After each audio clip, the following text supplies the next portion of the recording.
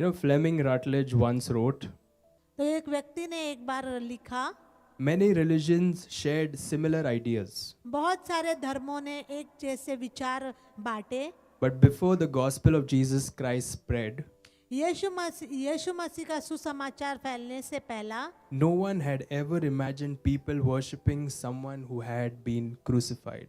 किसी ने कल्पना भी नहीं की थी कि लोग ऐसे व्यक्ति की आराधना करेंगे जो क्रूस पर चढ़ाया गया हो। And Peter could not imagine it either.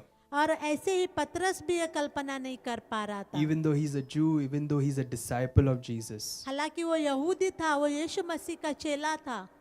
So instead of considering the possibility that maybe something in him needs to change, ये सोचने के बजाय कि मुझे अपनी सोच बदलनी चाहिए, he steps forward and says, Jesus, there's something in you that needs to change. वो कहता है यीशु मसीह से कि आपको बदलना चाहिए। So how does gentle Jesus respond?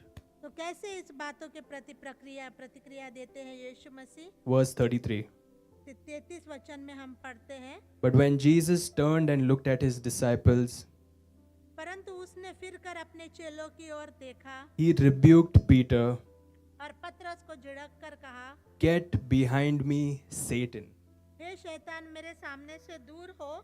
You do not have in mind the concerns of God, but merely human concerns. क्योंकि तू परमेश्वर की बातों पर नहीं परंतु मनुष्यों की बातों पर मन लगाता है। Jesus had strict words for Peter. पर यीशु मसीह ने उसको डांटा And he tells Peter that his thinking is limited and shallow. और वो कहता है पतरस के कि तुम्हारी सोच बहुत छोटी और सीमित है।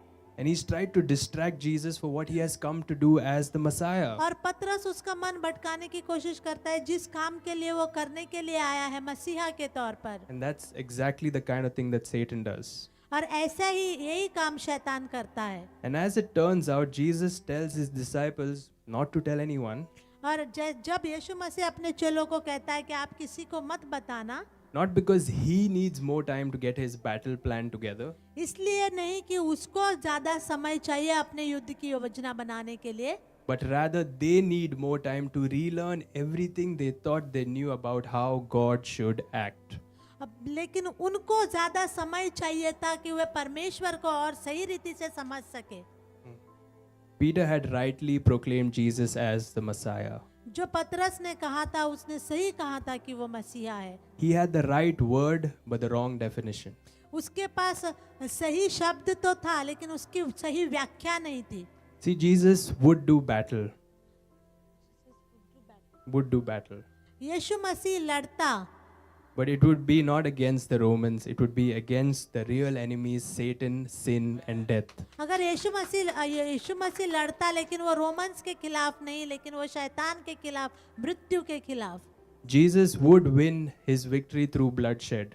यीशु मसीह जीत जाता खून बहाने के द्वारा, But the blood would be his own and it would be at the cross. और लेकिन वो खून उसी का होता और वो वहाँ पर क्रूस पर बहाया हुआ होता। Jesus would liberate people from bondage. यीशु मसीह लोगों को बंधनों से छुड़ाता। But it would be much more than economic and political freedom. ये उस आर्थिक और जो हम कहते हैं कि पॉलिटिकल उस आज़ादी से बहुत बढ़कर आज़ादी होती। It would be from liberation from the spiritual bondage to sin. वो आज़ादी होती जो हमारे आत्मा में जो बंधन है पाप के प्रति, उससे आज़ादी। But what this meant was the man Peter had come to recognize as the Messiah, ये पतरस यीशु मसीह को जिस रीति से समझ रहा था मसीहा के तौर पर, that man would have to suffer. उस व्यक्ति को उस यीशु को जो पतरस समझ रहा था उसको तकलीफ उठानी पड़ती, He had to be rejected उसको ठुकराया जाना था and die.